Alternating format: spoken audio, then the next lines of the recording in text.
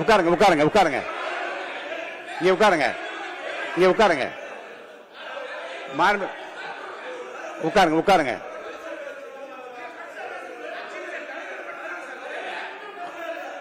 அப்படி மரபு இல்லைங்க.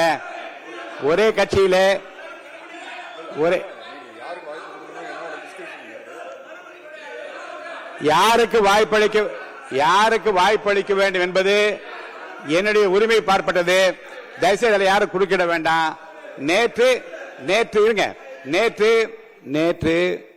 பேரவைத் தலைவர் துணைத் தலைவர் தேர்தல் நடந்த போது பாராட்டி பேசியவர்களிலே அவர் இருந்தார்.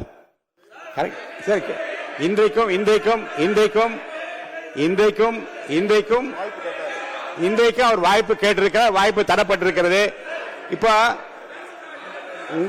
உங்கள் கட்சியின் சார்பிலே இருங்க, உங்கள் கட்சியின் சார்பிலே உட்காருங்க. தயவுசெய்து உட்கார்ந்தீங்கன்னா நான் விளக்கமா சொல்ல முடியும். உட்காருங்க.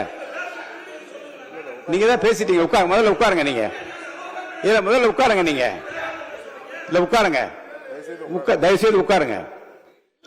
நீங்க தான் நான் பேச முடியாது இல்லையா? உட்காருங்க, தயவுசெய்து உட்காருங்க. நான் சொல்றேன், நீங்கள் பேசுகிற போது உங்கள் கட்சியின் சார்பிலே கொஞ்சம் அமைதியா இருங்க.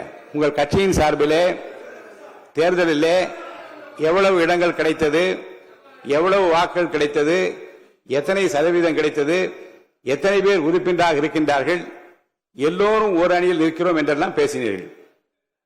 இப்போது உங்கள் கட்சியின் சார்பில் ஒரு உறுப்பினர் பேச விருப்பம் தெரிவிக்கிற போது அவர் அனுமதிக்கிற உரிமை எனக்கு இருக்கிறது. அவர் அனுமதித்திருக்கிறேன்.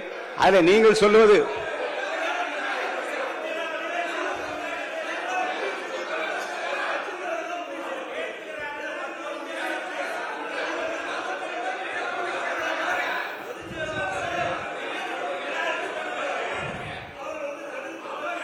இந்த அவையில்